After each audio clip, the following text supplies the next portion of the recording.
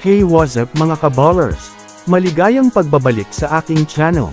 Halina't pag-usapan natin ang balitang 3 players out agad sa Warriors. Kilalanin, at ang balitang Lakers may good news. Tara na't pag-usapan natin yan dito sa Basketball Hotshots.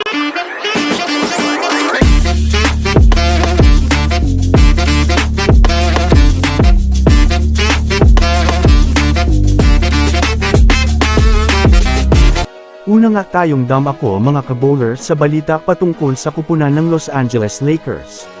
Sa kasalukuyan nga po mga kabowlers, matapos ang pagkatalo ng Lakers kahapon kontra sa Kings, ay marami na naman mga kabowlers ang nakapansin, na mahina na naman ang pinapakitang laruan nito ni Anthony Davis. Kaya naman pinagtawanan nga ito mga kabowlers ng mga netizens, dahil parang nawawala na naman nga daw po ito sa team. Ngunit para nga po sa kaalaman ng lahat, mayroon nga po itong iniindang injury sa kanyang baywang, kaya medyo hirap nga itong makapag-penetrate at makapag-rotate ng maayos sa Lakers. Pero syempre mga kabowlers, ayon sa inilabas na balita, kumpirmado pa rin na po ngayon mga kabowlers na makakapaglaro pa rin nga itong si Anthony Davis bukas kontra sa kupunan ng Portland Trail Blazers.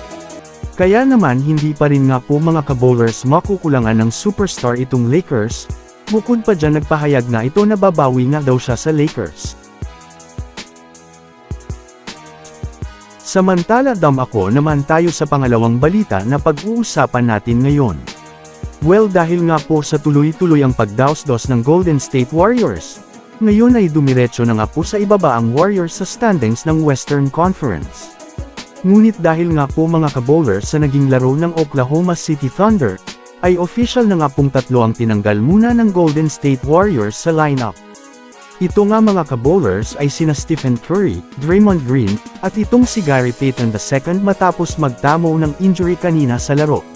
Maganda nga po sana ang naging performance nito sa depensa, ngunit aksidente lang nga pong mali na naman ang kanyang naging bagsak, kaya nagtamo ito ng left ankle sprain injury. Pero ayon naman nga po sa inilabas na balita, mild lang naman nga daw ito at kailangan lang muna magpahinga ng ilang araw.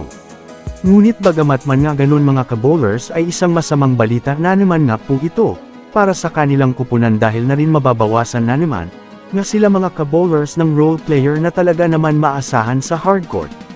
So that's it for today's video mga kabowlers. Yan lang ang ating pag-uusapan sa ngayon. Pindutin na ang subscribe, and hit nyo na rin ang notification bell, para sa mga susunod na updates sa mundo ng basketball.